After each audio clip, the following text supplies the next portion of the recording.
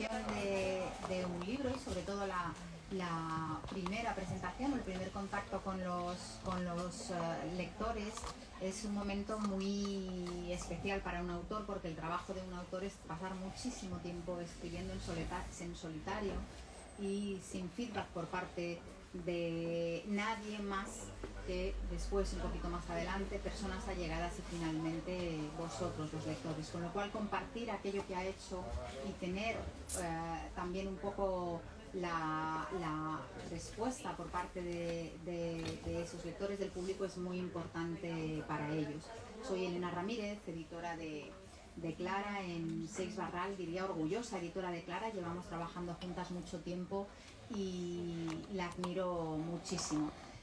Quiero agradecer, antes de dejaros en conversación con Clara, con vuestra invitada hoy aquí y con Berna González Harbour, a la librería Alberti, por acogernos. A Berna, que estaba comentando ahora con ella, vosotros la conoceréis como periodista multifacética, además, porque hace un gran trabajo en El País, pero además en la cadena SER, tiene un podcast fabuloso sobre libros también,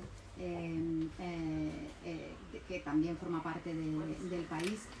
Además, una gran analista de la realidad, una muy buena escritora y sobre todo una gran lectora, que con un trabajazo que tiene increíble no tardó ni un segundo en decir: muchas gracias, estaré con vosotros, será un placer charlar con Clara Ausón. Muy brevemente os dejo con ellas, pero quería comentaros esta mañana. Clara ha mencionado algunas palabras y algunas cuestiones cuando hablaba con los medios, con las entrevistas, pero ha habido una cuestión que me ha llamado mucho la atención. En todas las obras de Clara, especialmente en La hija del Este, que es una novela que tuvo el Premio Nacional de la Crítica, el tema del fanatismo, el tema del nacionalismo como algo que lleva a la gente a ideas extremas que llevan a la gente a hacer cosas como matar. Trabajando sobre esta idea que está de vuelta en esta novela, ha mencionado que a determinados estados, digamos, de violencia llega una sociedad, y en este caso ella ha tomado un momento determinado del País Vasco, cuando la sociedad está muy dividida y muy polarizada. Y lo llevaba a un ejemplo, o comentaba, por ejemplo, que ese elevado nivel de violencia, en este caso verbal, estamos viviendo también aquí, y me ha llamado mucho la atención porque de repente esta historia, que tiene que ver con el País Vasco en una época muy determinada, he pensado que decía mucho también de nosotros y del tiempo que estamos viviendo, y eso es algo que me ha hecho reflexionar. Dejo aquí este punto de partida mío, porque no me quería perder en tribulaciones literarias, porque luego hablaremos de ellas, y os dejo con ellas dos, que estaréis deseando escuchar a Clara y sobre todo la conversación entre ellas dos.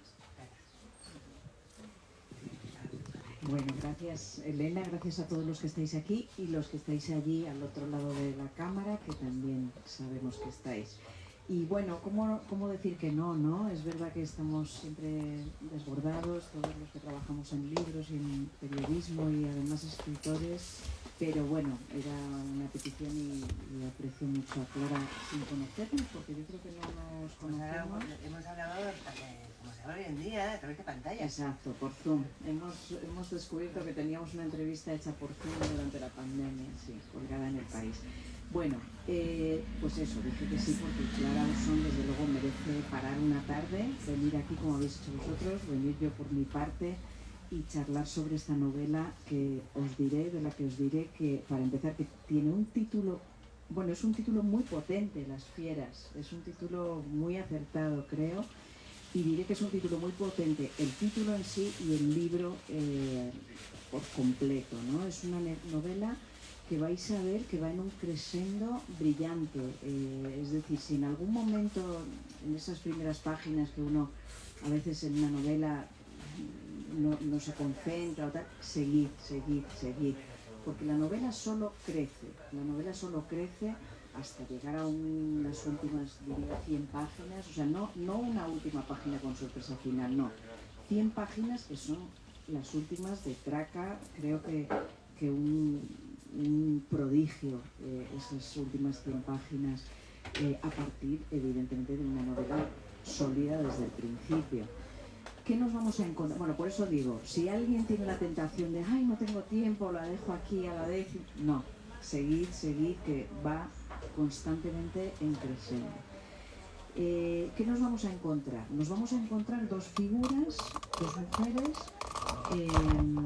que ella ha combinado, ahora hablaremos con ella de cómo ha tejido qué es ficción, qué es realidad, pero bueno, para que tengáis una idea básica, una es Idoia López Riaño, o sea, una sanguinaria etarra muy conocida, Comando Madrid, atentado de República Dominicana, 20 y pico muertos a la espalda, muchísimos años de cárcel, aunque salió ya. Ella es una de las protagonistas, pero la otra, y posiblemente la más interesante en cuanto que es la que vamos a descubrir y que desconocemos, es María Ortega, una narradora que va a ir narrando la vida de la etarra y que al principio no sabemos, bueno, no os voy a contar mucho, pero vamos a ver que va a tener una cierta implicación, o sea, no es una narradora distante, lo dejo ahí.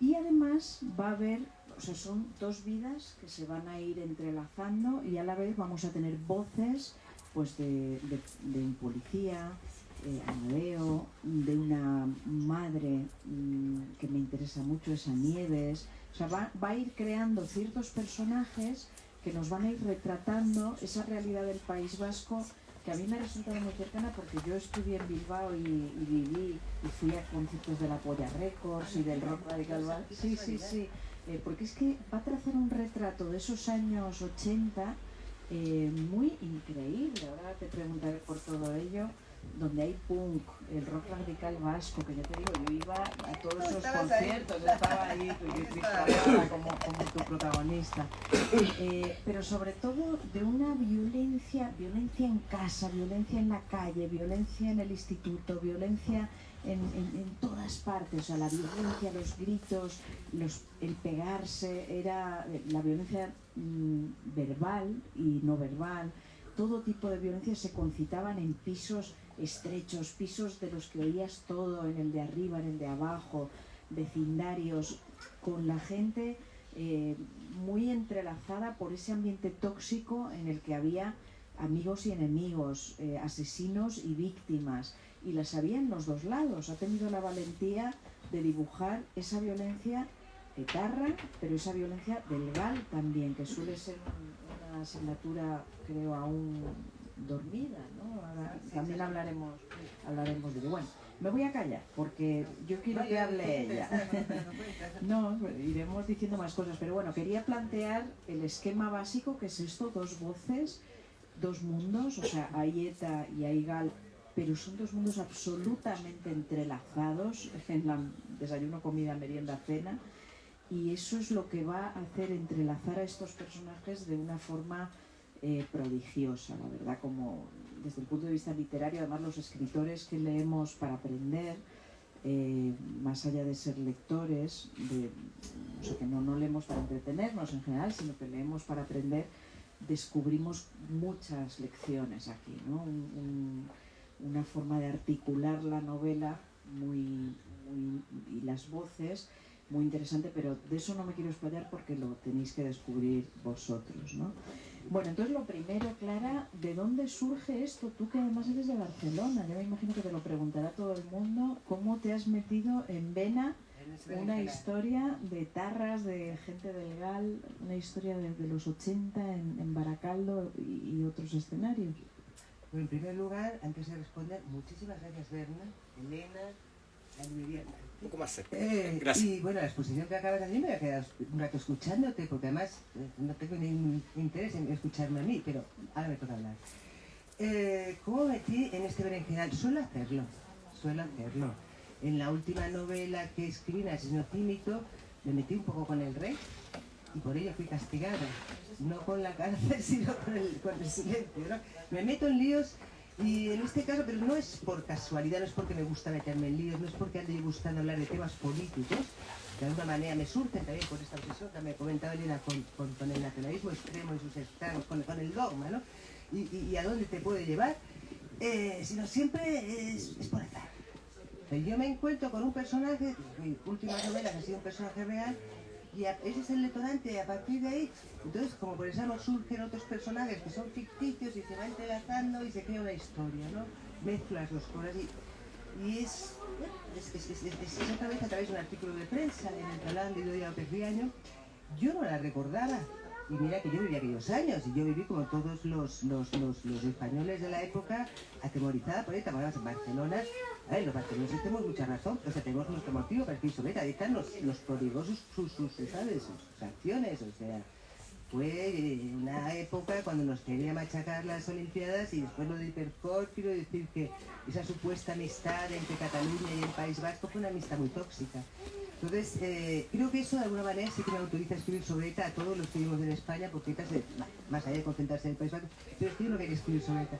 ¿Qué me interesó de Idoia, pese a mi reticencia a meterme en ese polvorín, ¿no? Y en algo que en principio me resulta ajeno, no tan ajeno como los serbios, por cierto, pero está mucho más cerca de los vascos para poder... Pues fue ese personaje. Hay una leyenda tejida en torno a Idoia López Riaño, que yo he descubierto, por ejemplo, era guapísima. Entonces, sí que aunque yo no la recordaba, mis contemporáneos varones sabían perfectamente quién es, porque se habían quedado con su cara, ¿no? La guapísima de ETA. Entonces, tenía toda esa ley de terrorista calamitosa y sanguinaria. Antes de los 23 años, dice ella que ingresó en ETA o en torno de ETA a los 15 años. A los 19 años ya está metida en el comando Oker, ya mataron a 3 personas, una de ellas, un marinero, que era el nómano que supuestamente comerciaba con Pepichaba, pues dio un tiro en la sien, del que nunca se arrepintió, por cierto, ¿no?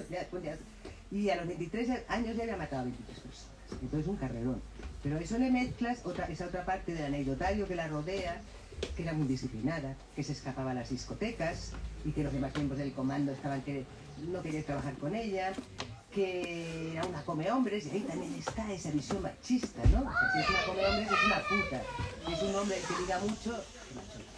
Entonces, y que si se acostaba con policías, y eso no era lo que más me interesaba, por la parte del personaje, que se convirtió en una celebrity, o sea, cuando Idoia estuvo, los juicios de Idoia eran muy cubiertos, y tenías ahí unas fotos enormes en los periódicos, porque todos sabemos que una mujer guapa vende en prensa, entonces a Josu Ternera no le ponían esas fotos. Entonces está también eso, ¿no? Y van los periodistas a la cárcel a preguntar, ¿y qué come Idoia? ¿Y con quién anda Idoia? ¿Y qué hace Idoia? Y cuando salió, cuando fue a dar clases, a hacer clases de conducir, la televisión vasca puso cámaras en las carreteras para captarla. Y de que eso es asombroso, que eso suceda con una terrorista, es parte del fenómeno. Creo que es lo que me interesaba más allá de todo esto, que es muy novelesco, no vamos a negarlo. Enlazando con esa obsesión que tengo desde hace tiempo con el nacionalismo, que tiene que ver con que yo vivo en Barcelona. O sea, hay una cosa, yo sé lo que es vivir entre dos nacionalismos enfrentados. Y en la época de Puigdemont no ha habido violencia, hemos habido asesinatos, pero sí que había una violencia palpable, verbal y personal, y cuando, ¿sabes? Dos mundos tan polarizados, además enfrentados, que si no estás con uno, estás con el otro, o sea, si no estás conmigo, estás contra mí. Y que de pronto pierdes amistades, hasta con tu familia te enfadas, de pronto te cambia el mundo y no sabes dónde estás, y ves manifestaciones de gente que va disfrazada de bandera catalana, de bandera española. Todo eso me crea un ambiente muy opresivo. Nosotros no hemos vivido esa violencia. Yo imagino, cuando a eso le añades lo que tú has indicado, ¿no? Las bombas, los controles de carretera, las extorsiones, el temor, ese odio, el odio. Y eso es lo que genera el dogma. El dogma nacionalista, el nacionalismo, claro, tiene cosas buenas, no se puede negar, y es muy comprensible el apego a la tierra, a lo tuyo, a tus tradiciones, a tus costumbres, y el querer preservarlas, todo eso está bien, pero tiene un lado muy negativo, y es que normalmente se suele construir contra un enemigo. Enseguida busca el enemigo para afirmarse, ¿no? Entonces, eso lo decía ya Danilo Kiss, el escritor yugoslavo, que el nacionalismo es una paranoia en esencia, eso decía él, que se construye contra el hermano, el que está al lado. nosotros bebemos, nosotros nos divertimos, que lo hacemos bien, ellos son unos borrachos, ellos son unos disolutos, unos tal, siempre acaba derivando en xenofobia, en supremacismo y en lo más grave, que es deshumanización. Y de esa manera, pues Teñasque Idoia podía decir que, o sea, bueno, no solo Idoia, he leído entrevistas de los terroristas de ETA, ellos creían que sus fines eran nobles, estaban haciendo algo bueno por la patria, porque el dogma les decía que esas normas éticas que normalmente, a las que normalmente debemos someternos, y la principal de ellas es no matarlas, podían marginarse, podían ser quebradas por un fin superior. El fin superior es la liberación del País Vasco, el socialismo, todo esto. Y entonces en ese caso no solo puedes, sino que debes matar a quien era el enemigo, al que quiere acabar con nosotros. Y ese enemigo no tiene rostro, y por eso ellos decían, como jactándose de su desprendimiento y de su altruismo, si es que yo no tenía nada personal, si es que yo no sabía quién estaba matando, yo mataba a un símbolo, yo mataba a un uniforme, y esa deshumanización es lo que hace posible que una chavala, hija de inmigrantes, con muchas ganas de pertenecer, que se queja de que la llaman manchuriana coreana, en un ambiente bastante xenófobo, como era entonces el País Vasco, ese deseo de integrarse la lleve a adherirse de tal manera al nacionalismo vasco que ella también considere que sus enemigos son otros inmigrantes, que son los policías nacionales que han ido a parar ahí, y que tiene el derecho y la obligación de matarlos, ¿no? ¿Cómo sucede eso? Y yo todavía no lo he comprendido por más que aún en ello. Entonces eso me llevó a dar el saldo y decir, bueno, vamos a meternos en el País Vasco, aunque a lo mejor digan que soy una intrusa, que soy una forastera, que por qué me meto en eso. Pero es que yo suelo arriesgarme, a veces acierto, a veces no, pero el riesgo forma parte del atractivo de escribir la novela. O sea que podemos decir que es una novela hija de alguna manera del proceso, de lo que habéis sufrido en Cataluña. No, de mi obsesión, o sea, el proceso vino después, porque la dejé de mi obsesión con lo que hago me queda que es la deriva del nacionalismo, que además está ahora muy de moda. El nacionalismo nunca ha estado más pujante, o sea, esa idea de que en nombre de la patria todo está permitido y que pasaron a los nuestros y nuestra cultura y nuestras tradiciones, toda esa... Yo hago mía esa cita que está en mi novela de Hannah Arendt, que ella dice, no, yo nunca he querido a ningún pueblo colectivo, yo nunca he querido ni al pueblo francés, ni al pueblo judío, ni al pueblo estadounidense, ni a la organización de los proletarios. Yo quiero a mis amigos y soy incapaz de cualquier otro amor. Entonces algo de eso hay, ¿no? Por supuesto, esto es una manera de decir, yo no estoy desacreditando el nacionalismo, pero viene de ahí, ya desde La hija del Este. ¿Por qué alguien decide que su deber en esta vida es asesinar a otros en nombre de una idea? Y todavía no lo entiendo. Y bueno, y todavía hasta casi el final Idoia sostiene que ama al País Vasco y que por eso, por ese mesianismo de salvar al País Vasco, luchaba de esa manera, ¿no? Sí, ella dice, si todos dieran un poquito, si todos fueran tan generosos como yo, porque, bueno, una cosa de Idoia, luego hablaremos de otros personajes, porque se me está comiendo la Idoia, pero algo que tiene Idoia es que también forma parte de las contradicciones del personaje que he intentado reflejar, o sea, hay ahí un debate, y yo no me atrevo a decir que es verdad o es mentira, porque le persigue una leyenda muy negra, ¿no? Idoia es, además, al ser tan guapa, pues asociamos la belleza, ya viene de Platón, lo bueno, lo verdadero, con lo bueno. Entonces, cuando una mujer, para empezar, una mujer que mata, es casi un contrasentido, porque la mujer es quien da luz, quien cuida, quien cría. Entonces hay pocas mujeres asesinas, y cuando una mujer asesina nos parece doblemente asesina, porque no es lo que le corresponde a una mujer. Pero si encima es guapa, decimos, pero ¿qué necesidad tiene? Si es guapa, tiene la vida solucionada. Y todavía hoy, hoy más hoy, cuando la fue a entrevistar Isabel Pisano a la cárcel, ella iba convencida de que iba a intentar averiguar por qué matan las personas, por qué se matan. Lo que le preguntó fue cómo se vive el amor en la cárcel, y luego se hizo esta reflexión, ¿qué hace una mujer tan guapa en la cárcel? Entonces, esa asociación de la idea, entonces la mujer guapa que mata, y en este caso se lía a tiros con desconocidos, esa nos parece, entonces tiene el aura de la femme fatale, de la vampiresa, y eso forma parte de su leyenda, ¿no? Y de eso se habla también en la novela. Pero no es solo Idoia, en la novela, como tú has mencionado, están también los Gal, pero antes quiero hablar de Miren. la otra, ya os he dicho que son dos mujeres, sí. Y quiero que nos cuentes cómo, sí, hablando bueno, está María Ortega, la narradora, pero está, miren, en realidad es el centro de la novela, porque además cuando yo estoy más a mis anchas es con los personajes ficticios. Entonces, miren, se me ocurrió, era una chavalita, una adolescente que pierde la virginidad la noche del golpe de Estado. Y miren, tiene mucho que ver tiene paralelismos con Idoia, en la medida en que ella también viene de fuera. Miren, no ha nacido, a diferencia de Idoia, que nació en San Sebastián, no ha nacido en País Vasco. Y miren, es así como Idoia, ya desde muy jovencita, su madre la metió en ambientes de rentería, que la verdad es que en una zona, eso que llaman ahora muy borroca, pues eso, había mucho follón y tal. Ella está en otra ciudad industrial, de inmigrantes, recala ahí, viene su padre, es un policía nacional, el enemigo por excelencia del pueblo vasco, el enemigo por excelencia de ETA, el objetivo permanente. Entonces ella tiene que vivir ya con esa doble personalidad, ella no puede decir que su padre en el País Vasco. Tiene que ocultar, tiene que mentir siempre, tiene que presentar otra, tiene que fingir, tiene que otra persona para ser aceptada, para no sufrir ese rechazo, ¿no? Ella vive en su familia, ese padre que se agacha para mirar si hay una bomba debajo del coche, que su madre que lava en casa el uniforme para que no se vea, ese rechazo, el doble rechazo de ser inmigrante e hija de un policía. Entonces ella tiene que negociar con eso, porque además se lleva fatal con su padre.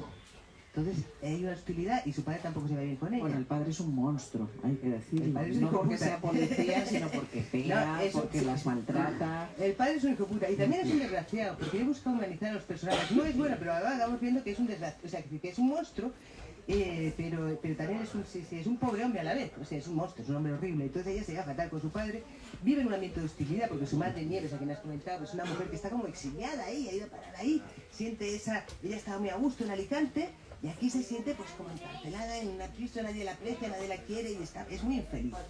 Y está en esa familia en la que se percibe esa hostilidad, entonces ella busca pues una evasión fuera de casa, pero fuera de casa, ¿qué es lo que la espera? Esa violencia que permea todo lo que era el País Vasco y que es no solamente la violencia de ETA y de los que están de ese lado, los de Cierra del Sar, que por lo que yo he oído y he hablado con personas y he leído, no es solamente lo que se dice, sino cómo se mira, lo que se señala, lo que no se dice, cómo se invade las pistas, todo eso, ¿no? Si además está la violencia de la policía, que es brutal, entonces tiene muchas violencias y entonces ella está en estos dos mundos, ella está entre el mundo de un colaborador de Oswald, que es su padre, y el mundo de Cierra del Sal, que se acerca porque se enamora de un joven abertzale que le parece un dechado de virtudes, Jule. Y ese conflicto personal de Miren busca reflejar lo que es ese otro conflicto macro, si quieres, de él, porque permeaba todo y de alguna manera que acababa intoxicando la vida, y entonces eso también nos lleva a esa forma de evadirse que tiene Miren, como nosotros también la teníamos en Barcelona, pero de otra manera mucho más despreocupada, ¿no? No estamos evadiendo de un ambiente tóxico, como tú has comentado, ¿no? Entonces se acerca con su amiga Irene al mundo del punk, de las drogas y todo eso.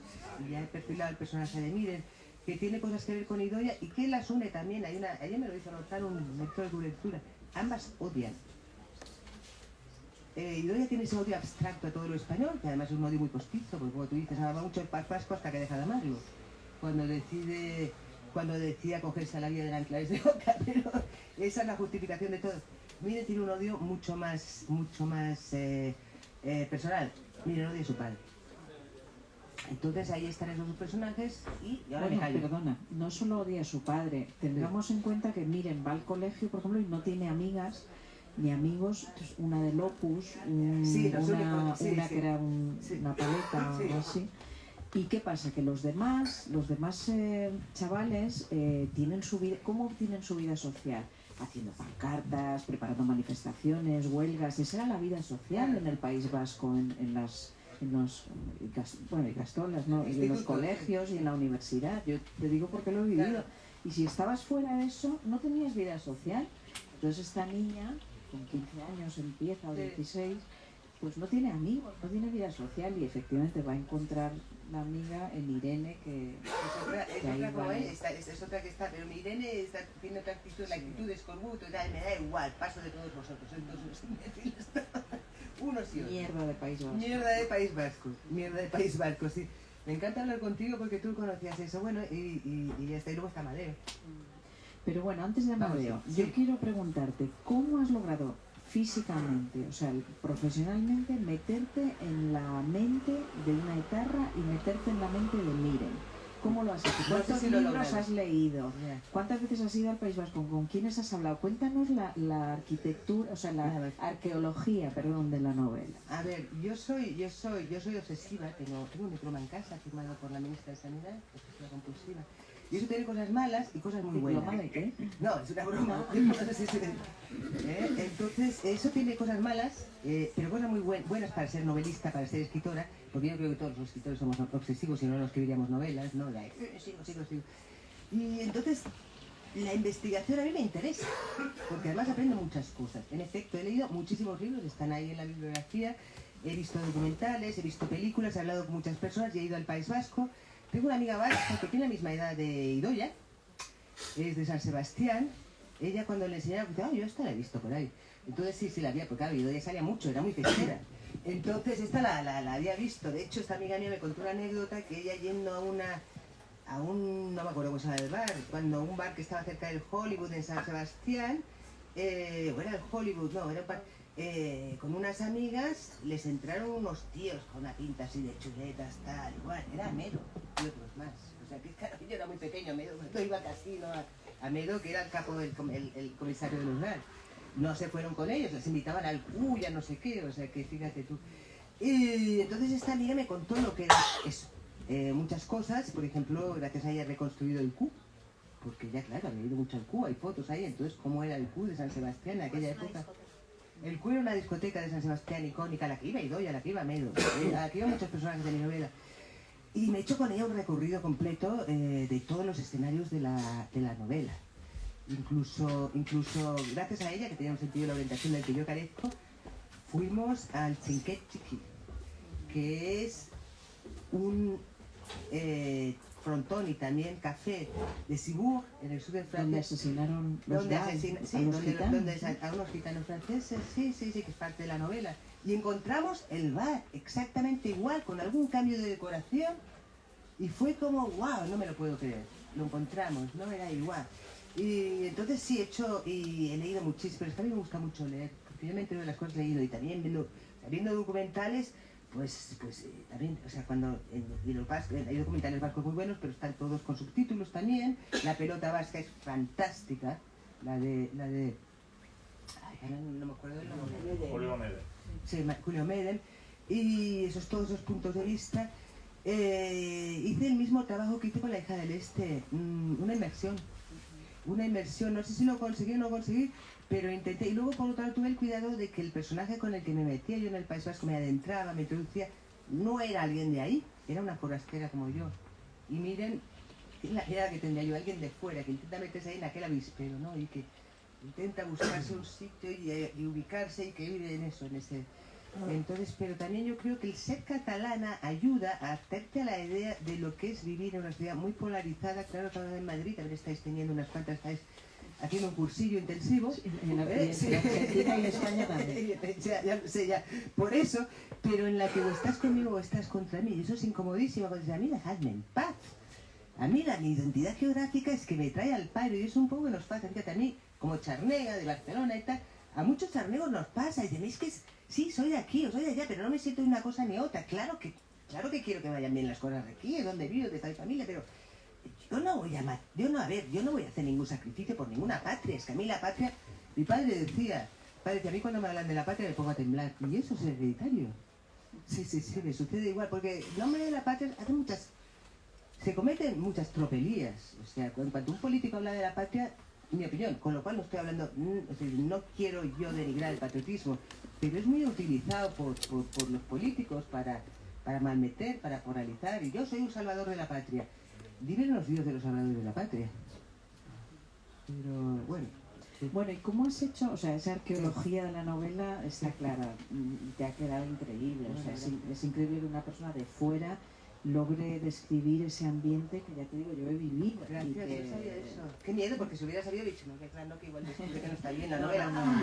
ese ambiente de años 80 y ese ambiente de, bueno, lo que hemos dicho de violencia, de los pisos, que se oye todo, el que se pelea, el que no, de los institutos, de, bueno, los enfrentamientos, la violencia por todas partes, ¿no? Que te atrapa, es imposible escapar de esa violencia. Te atrapa en lo familiar, en lo social, en lo vecinal, en todos los ámbitos te atrapa. Bueno, algunos los que intentaron escapar acabaron muy mal. O sea, a ver, hubo heroína en todas partes.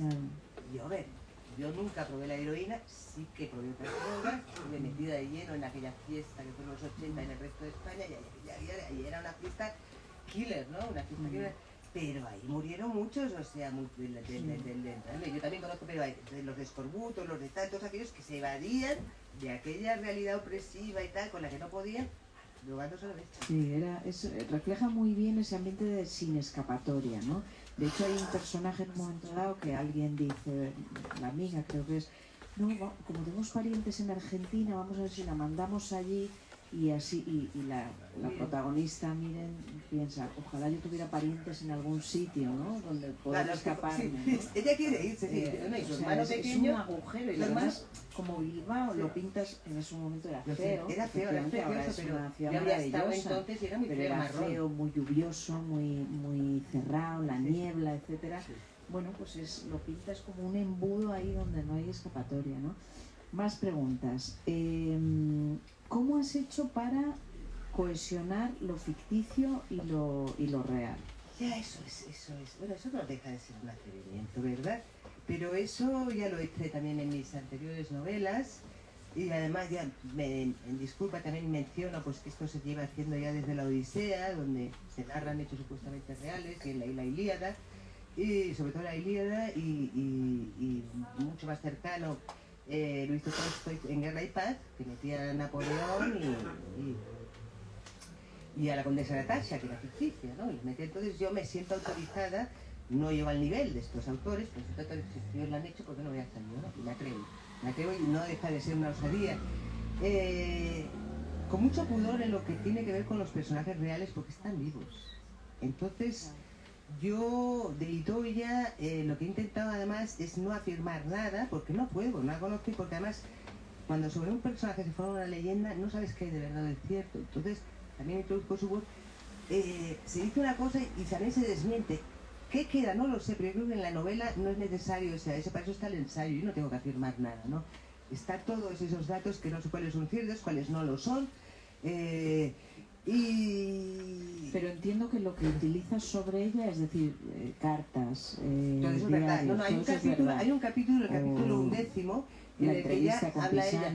Todo eso es verdad, o sea, todo eso es verdad. Hay un capítulo en el que habla ella, o sea, hay muchas voces. Es una novela de ventríloco. Había intentado hacer una novela de ventriloquía, no se me ha salido, ¿no? Es un reto que me planteé. Quería mostrar las distintas perspectivas, porque hay mundos encontrados, ¿no? Y para eso tenía que utilizar distintas voces. Entonces hay una voz, hay muchas voces. Por ejemplo, hay capítulos en los que está la voz de María Ortega y la voz de Idoia. Está la voz en tercera persona que narra las peripecias de nuestra Miren. Está la voz de Amadeo, que es una voz salvaje, que yo misma cuando iba escribiendo digo, pero ¿qué cosas dice este hombre? Pero bueno, era así, un policía... Amadeo. Amadeo es el jefe del padre de Miren, de que dice que era un mal policía. Amadeo es un policía, es la contrafigura de Idoia. O sea, Idoia se considera una persona esencialmente idealista. Tiene esa opinión, tiene una autoestima por las nubes, aún después de haber invitado a 23 personas, que eso es algo que a mí me asombra. Se considera una persona esencialmente generosa, altruista, entregada a los demás, amante de la paz, de las golondrinas. Es así, eso lo dice ella, así, los perros. Y sin embargo ahí están esos 23 muertos, ¿no? ¿Cómo lidia con esa culpa? Es también parte de la novela. ¿Cómo lidia con esa realidad cuando decide que, cuando se cae del dogma o cuando se desprende del dogma, ya no le ampara lo que ha hecho? Pero vuelvo a Amadeo. Amadeo es otro idealista. Amadeo es un idealista fascista, un neofranquista, un nostálgico del franquismo. Es alguien que dice de sí mismo que le da buena familia, de Logroño, que él está estudiando arquitectura, que él podría haber hecho otras cosas, pero que por amor a la patria se hizo policía para acabar con esta. A diferencia del Paco, que es un policía, el padre de Miren, que es un policía disoluto, no él, es un policía de verdad. Y Amadeo justifica a los GAL, igual que Idoia justifica durante gran parte de la novela lo que hace ETA por la opresión, por la liberación, por todas esas cosas, ¿no? Por el amor a la patria. Amadeo también justifica, pues que, y lo espeluznante de Amadeo, que también es un personaje terrorífico, pero al mismo tiempo que intenta humanizar o mostrar no como una caricatura, porque Amadeo es un hombre culto, le gusta la cultura, Amadeo es un hombre enamorado. Y Amadeo también considera que en pro de tu ideal, el fin, hay que sacrificar el fin a los medios al fin, ¿no? Entonces él explica que lo de los GAL tenía que hacerse, estuvo bien hecho, que era la única manera de acabar con ETA. Dice cosas con las que uno está de acuerdo y eso puede ser inquietante para el lector, como también dice, a veces hay cosas con las que uno está de acuerdo, pero eso es que esa es la realidad. O sea, los malos y los buenos, los malos no van para ir con luces rojas y sacando humo, ¿no? ¿Sabes? Es así, o sea, son personajes complejos y con rasgos humanos como todos nosotros que acometen acciones malas. Entonces, en ese caso, Amadeo dice con razón, dice, es que no podía ser, lo mataban todos los días, pues en el año 80 y tal, mataba 98 personas, casi todos en aquella época antes de la socialización de sufrimiento eran militares, policías, guardias civiles. Al año siguiente hubo un golpe de Estado, que fracasó afortunadamente. En el 82 también hubo un amago de golpe de Estado. Entonces, Amadeo es la voz de las fuerzas del Estado. Felipe González llega al poder, es un pipiolo, nunca ha gobernado, está en la democracia, está en el poder, en este momento muy crispado, muy difícil, donde ETA hace todo lo posible por acabar con la democracia, porque para ETA el franquismo era la gran salvaguarda, o sea, era la gran excusa. En el momento en que hay una democracia y esas ideas políticas por las que tú matas las puedes defender en un parlamento, pierdes gran parte de la gente. Entonces, esta yo creo que ahí es cuando se jodió la transición, o no acabó de culminarse, porque el Felipe González, el gobierno socialista, tenía la intención en aquel momento hizo muchas reformas estructurales que había que hacer, las estructuras de lo que no sabía hacer el franquismo, y venían con toda la intención de democratizar la policía y la justicia, pero eso fue al carajo por ETA. Es verdad, no podía en aquel momento, cuando estaba matando policías y jueces, no se podía hacer nada, pero dio un paso más allá, de alguna manera le hizo un juego a ETA. Cuando sintió esa presión, esa amenaza de golpes y tal, porque los asesinatos seguían, había habido esa idea ingenua de que en cuanto hubiera democracia y tras la amnistía con la que se disolvían los polimilis, acabaría ETA, pero no, fue peor. Entonces sentía causado y hizo algo que no debe hacer un gobierno, que es decidir luchar contra ETA con las propias armas, o sea, volverse también terrorista, organizar a través del Ministerio del Interior grupos terroristas llevados por policías, sobre todo estaban los tres GAL, y uno de ellos eran los de los espías, los de la Guardia Civil y los de los nacionales, que además hacían la puñeta entre ellos. Entonces, y tenían una gran rivalidad. Amedo era el comisario emblemático de Bilbao, ese hombre del que he hablado antes, un chuleta, no era nativo de Bilbao, pero más chulo que nadie de Bilbao. Y luego estaba Rodríguez Galindo, en Hincharrondo. Entonces, claro, eso lo habían hecho y es cierto. O sea, cuando uno tiene el poder, me imagino, y el poder absoluto, dice ya, tienes una sensación de que está por encima del bien y del mal y que puede decir quién vive y quién muere, me imagino. Porque eso también lo hacía la señora Thatcher de Suana Maeo, y mira, esa sí que tenía cojones, aunque fuera mujer, ¿no? Vinieron 3 del IRA, trabajaron en España, fueron a Gibraltar y ella los mandó matar. Y dijo, los he matado yo. Eso lo hacía en el IRA, se hizo contra la Baden-Meinhof, se hizo en las Brigadas Rojas, rojas, y ahora se sigue haciendo. Además, Desmond, Premio Nobel de la Paz, se pasaba el día autorizando que mataran a pobres afganos, no sabemos para qué. O sea, que eso sea abuso de poder, ¿no? Pero que lo hagan otros no justifica nada. Había un mural en Irlanda del Norte donde decía, cuando los que hacen la ley infringen la ley en nombre de la ley, no hay ley. Y eso es una gran verdad. Entonces por ahí entró la corrupción, por ahí entró ese fin justifica los medios, y entonces cuando los medios se convierten en el fin, y entonces ahí entró el intentar tapar, todavía, o sea, para preservar el derecho, cargarte el Estado de Derecho siempre es mala idea. Y yo creo que los GAL legitimaron a ETA. La propia Idoia mató a uno de los GAL muy contenta, y ella, de los 2 asesinatos que reconocen, uno es el pobre marinero heroinómano y el de los GAL.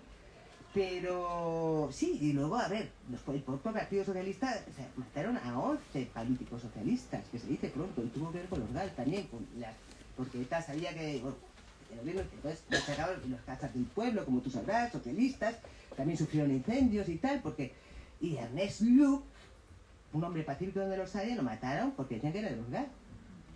Y Juan María Jáuregui, de quien todos sabemos, hemos visto esa película maravillosa, vas a ver, hemos leído sobre ella, Juan María Jáuregui era un hombre muy íntegro, era un hombre que había ido a testificar contra Rodríguez Galindo en el juicio de la Saizabala, de los GAL. Y le dijo a su mujer, dijo, no sé si me van a matar, he dado los GAL.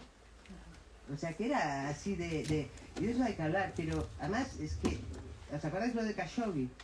El escándalo que se ha producido con mucha razón. Mucha razón, o sea, el hombre entró, el saudí disidente que entra en una embajada, en un consulado para hacerse pasaporte y lo matan y lo descuartizan y tal, ¿vale? Pues lo de la Saizabala fue aún peor, es que pensémoslo. Guardias civiles secuestran en territorio extranjero en Francia, en Bayona, a 2 chavales que sí que estaban en ETA, pero no habían matado a nadie tampoco, y además tu Estado de Derecho no puedes ejecutar, tú tienes que juzgar. Con jueces imparciales y tal, los cogen, los llevan al Charrondo, cuartel de la Guardia Civil, del Charrondo al Palacio al Palacio de las Cumbres, que es del Gobernador Civil. El Gobernador Civil los torturan durante 2 días. Claro, los chavales no sabían nada, y les quitaron las uñas, les quitaron los dientes, y los dejaron hechos una mierda. Y entonces, como estaban tan mal heridos, dijeron, esto no hay nada que hacer, vamos, se los llevaron todavía vivos, en coche hasta Alicante. En Alicante les hacen cavar su propia fosa. Los disparan 2 tiros y eso no lo puede hacer un gobierno.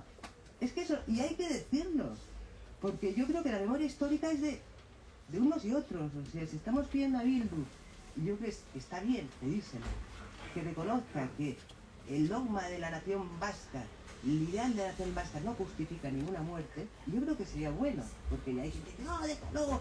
Yo no, es que no basta con condenar a los asesinos, hay que condenar a esas ideas que les porque si no se puede repetir, o sea, bueno, es que en determinadas circunstancias, si no hay más remedio, no. Eso es un poco, y también del otro lado, o sea, si este gobierno socialista, que no tiene nada que ver con aquel gobierno socialista, de Felipe González, que eran todos, o sea, tuviera el valor, que no sé si lo tenía, de decir, estuvo mal, fue terrorista de Estado, no se puede hacer, no lo debe hacer un gobierno, y reconociera que las víctimas de los GAL también son víctimas de terrorismo, habríamos dado un paso más hacia esa convivencia que buscamos. Y pondríamos a Bildu en un aprieto, y decir, ahora te toca a ti. No sé, pero no es lo que busco en mi libro, me busco contar una historia, porque ya veis que me inflamo. Bueno, en tu libro has hablado de la culpa y es verdad que es un libro sobre la culpa en parte y está ahí muy presente y sin embargo yo creo que ni los unos ni los otros, o sea, ni el GAL, por ejemplo, Amadeo, lo que sientes es que no les han agradecido lo suficiente, claro, que hayan matado etarras, ¿no? Y los etarras tampoco sienten culpa, ¿no? Y bueno, ya. No algunos sí, bueno, o sea, Idoia no voy a desvelar. Entonces, como claro, algunos sí, o sea, tienes a por eso solo. Qué difícil avanzar y creo que supongo que has querido reflejar eso, ¿no? Entre 2 bandos que no viven la culpa. No, bueno, es que claro, cuando el dogma te permite acometer un acto así, entonces tú no te puedes arrepentir porque tú has hecho algo bueno, te has sacrificado por la patria. Si leíste la entrevista que hizo Barrio Nuevo hace unos meses hizo una entrevista en la que él reconoció muy orgulloso que él decidió liberar a Segundo Maré, mira qué bueno soy, habíamos cogido a un señor que no tenía que ver con ETA, lo habíamos tenido, yo fui muy bueno y dije, anda, soltando, ¿no? Y se jactaba de eso, no hay ningún arrepentimiento y él fue a la cárcel y él considera que eso lo hizo por la patria, porque claro, si de pronto tuviera que admitir que eso estuvo mal, entonces, ¿qué ha hecho él? Es un asesino, no es un patriota. Y lo mismo reza para los terroristas de ETA. Josu Ternera, en ese documental que a mí me parece espléndido de Jordi Évole, es incapaz de bajar de ahí, es incapaz de... Porque si Josu Ternera dijera, no hay ningún asesinato de ETA que esté justificado, entonces, ¿qué es él? ¿Qué ha hecho toda su vida? Esto no es fácil. Y hay algunos, sí que hay algunos terroristas de ETA que lo han hecho, ¿no? Está Urrusolo, Carmen Guisasola, Kepa Picabea, Luis Carrasco y otros más que se acogieron a la vía de Anclares y que fueron más allá. Que andan diciendo en las escuelas y tal, diciendo, hicimos esto y no tuvo justificación ninguna y estuvo más desde el principio y somos unos asesinos. Y eso es lo que es necesario, o sea, eso es lo que está, ¿sabes? Lo que, tener ese valor, para mí es tener ese valor, ¿no? Que no tienen los demás, de confrontar el pasado y decir, bueno, es que si todo lo que he hecho en mi vida, o sea, si Idoia, si se plantea a ver qué es lo que he hecho yo, que me considero una persona tan maravillosa, si resulta que lo que he hecho, que ha sido matar a 23 hombres, a los que ni siquiera conocía, no tenía justificación alguna, ¿qué soy yo? ¿Cómo difícil hacer eso? No digo que no deba hacerse. Bueno, no sé si también dejamos un poco de preguntas al público, ¿no? Pero Me he dejado hablar, ¿verdad? no, vienes a hablar tú. ¿Y qué es esto de la sombra que tomaste prestada de Olvido García Muy Valdés? bueno, sí, mira, yo conocí, coincidí Es que, explico, los agradecimientos al final dice, le agradece a Olvido García Valdés de quien tomé prestada una sombra. Ya, sí, Y además, quiero saber eso qué es. no le he mandado el libro porque ella me dijo, a mí no me interesa la ficción realista. Y bueno, se lo mandaré porque eso de mandar libros, porque no lo saben ni etcétera. Yo la conocí en Suecia, que coincidimos en un evento literario. Es una mujer encantadora, una gran poeta, pero además una mujer estupenda. Y Olvido García Valdés, estábamos en un acto, había gente, y no sé, hizo un comentario, mira, ahí está ella con su sombra. Y se me quedó eso, solo una poeta puede decir eso, ¿no? Y entonces de ahí, tú sabes de qué viene la sombra en la novela, ¿no? Ella con su sombra, esa definición, ¿no? Porque además en el fondo la sombra es lo que llevamos todos de los actos, o sea, eso que llevamos, la mochila que llevamos de todo lo que hemos ido haciendo en nuestra vida, esa sombra que llevamos nosotros y la que se habla, la sombra en la que en la novela se emposa la culpa, ¿no? O sea, tú llevas siempre eso ahí detrás. Y eso es lo que tomé prestado, ella no lo sabe, y tampoco lo sabe porque te digo, no. Cuando le conté un poquito de la novela, me dijo, es que a mí eso no me interesa, es una poeta. Y yo digo, a ver, no le va a mandar el libro porque no le va a interesar y ya tendrá bastantes libros en su casa, o sea que probablemente nunca lo sepa, pero como estoy en duda con ella, si algún día se entera, lo he reconocido. Es increíble de cuántas cosas está hecha una novela, ¿eh? Fíjate, de una tarde de Suecia que Olvido te dice eso, tomas la sombra. Pero tú como escritora sabes que es así, claro. Somos depredadores sí. Y somos carroñeros. Y somos, aunque sea una esquinita de una frase, algo sí, te despierta ¿no? Claro, algo, ¿no? claro, él te está contando algo y tal, y dices, ya sé que tú lo estás pasando mal, ya que es un repente, lo siento, pero esto lo voy a meter en mi novela. No tengo más remedio.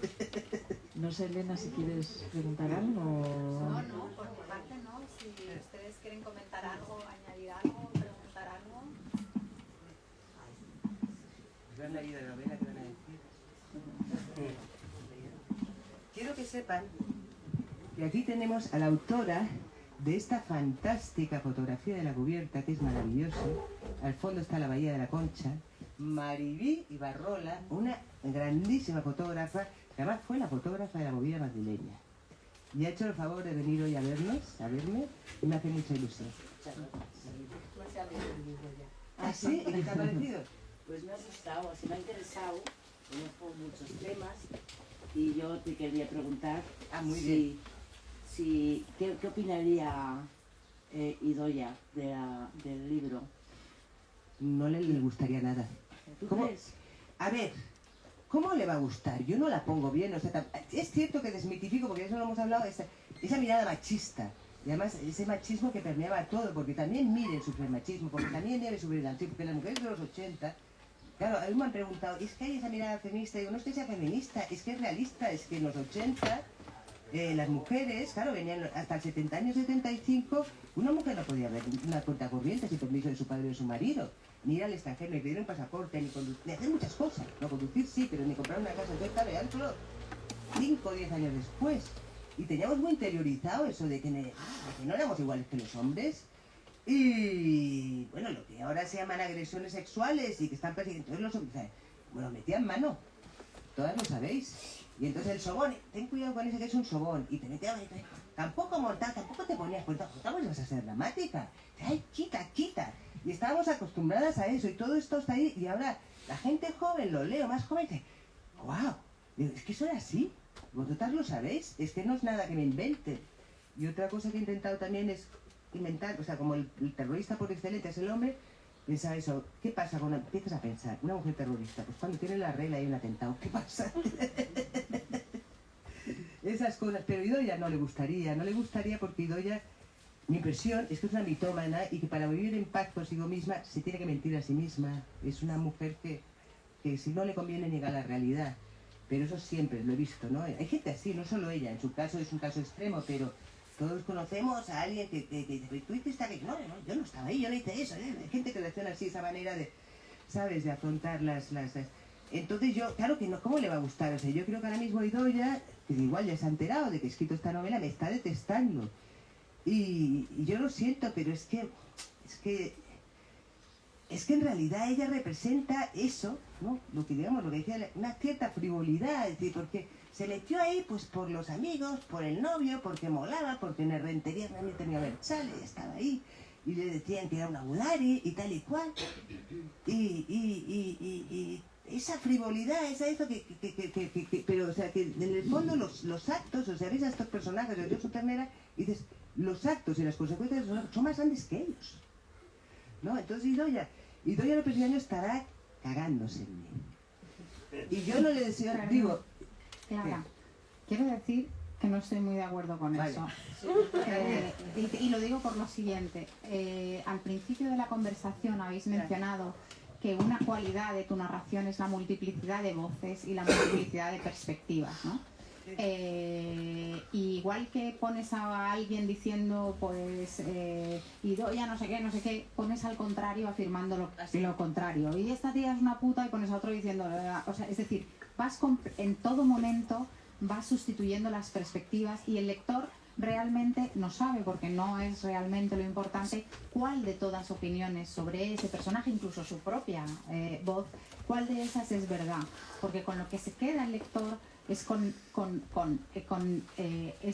ese choque tan impresionante entre maneras de entender la vida según la ideología y según los principios que mueven a uno y otro personaje. Pero lo que quiero decir es que es muy probable que a Idoia, o miren, si estuviera viva, que para mí está tan viva como Idoia, se sintieran incómodas con esta narración, pero no creo que fuera tanto por la verdad que hay en ella, que dejas muy claro que, de hecho, parte el libro con una cita que, o sea, dices para los que dudan, ¿no? Es decir, realmente no hay una verdad en el libro de esto es así, sino la verdad tiene muchas caras y la verdad que tú quieres mostrar es una verdad que tiene más que ver con esto que nos has contado también, y es de lo que es capaz el ser humano por una ideología. ¿Y qué pasa cuando ese fanatismo es el paraguas que llevas encima para hacer cosas grandes, se te quita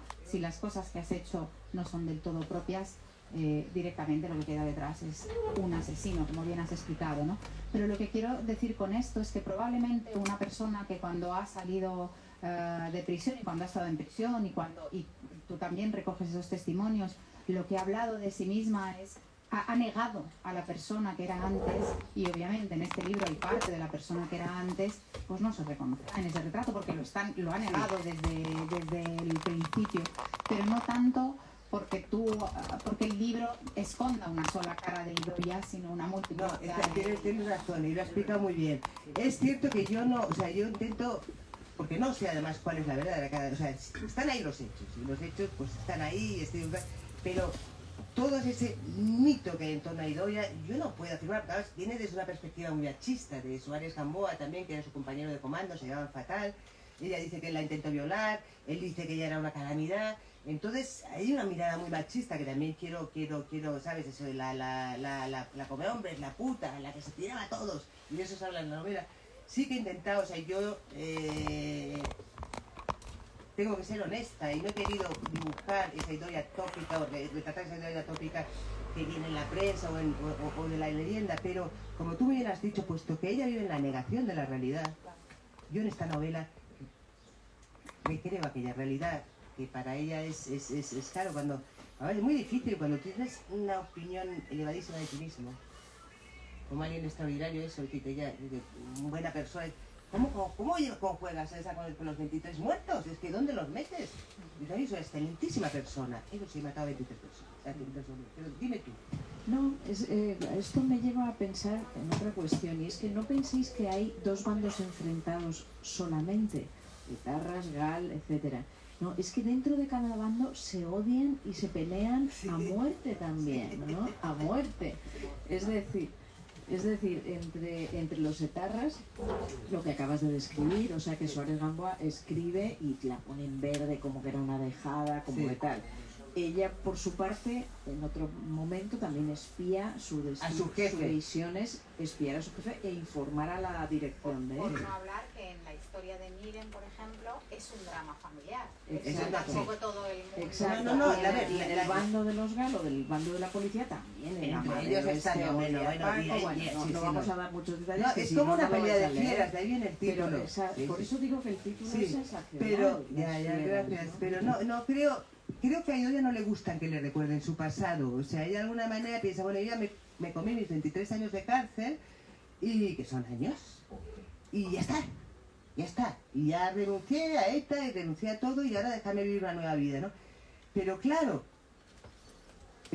están ahí esa sombra que arrastra, esos hechos, ¿no? Y de alguna manera hay esa reconciliación moral que ella no ha hecho. Y bueno, y no soy yo, la va a perseguir, porque hace poco El Mundo sacó un artículo en el que habían descubierto que Idoia Perriaño estaba trabajando, ayudando en unas ambulancias en el País Vasco, en San Sebastián, en día, o sea que, y a raíz de eso ella se escapó otra vez, o sea, ese pasado la persigue, por más que ella intente negarlos. Ya, yo pensé, no he sido yo, han sido ellos, no tengo nada que ver.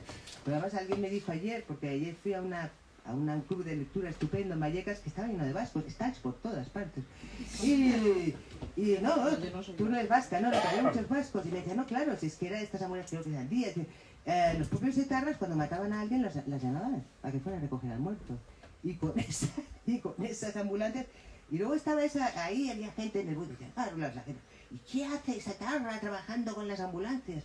Bueno, el punto de vista es que si ella ha cumplido su pena y se ha reinsertado, tiene todo el derecho a trabajar en las ambulancias, como le dé la gana, ¿no? Más allá de la deuda moral que ella tenga, solo pasaría. El derecho a la vida. Ella ya ha cumplido, se haya pagado su pena. Y luego la cuestión moral, yo entiendo que una víctima desee que el terrorista que acaba con ser querido nunca salga de la cárcel, pero la sociedad no puede querer eso. ¿Ese título costó? Sí. Mis títulos cuestan mucho. Yo tenía una amiga maravillosa, una escritora fantástica y poeta, Ana María Mos, a quien he hecho mucho de menos, que murió muy pronto, que como poeta me daba títulos. Entonces yo estaba tranquila porque cuando tenía una novela hablaba Ana María y me daba el título, porque a mí no me salía. Y yo creo que, aunque soy muy lectora de cuentos, me encantan, pero yo creo que escribo novelas por no tener que pensar en tantos títulos. Y no salía, barajamos muchos, tú lo sabes, Elena, Taller de este y el otro, y no salía. Y es un parto lo de mis títulos. ¿Cuánto nos costó La hija del este que me dio Ana María Mos? Y finalmente, me salió jugando que si tigresa, que si tal, que si cual, las fieras. Y pensé, es que son todos unas fieras. Además me gusta porque es un caso en el que el plural genérico es femenino, porque ellos también son unas fieras, ¿no? Entonces son todos fieras, sí. Sí, el título está muy bien. ¿Alguna pregunta por ahí? Muy bien. Bueno, yo soy vasco y conozco a todos los protagonistas de tu novela. Y agradezco que la hayas escrito, porque desde fuera necesitamos precisamente que se nos mire y quizás que se nos den pistas para podernos entender. Yo nací en el año 57, soy médico forense, he hecho una buena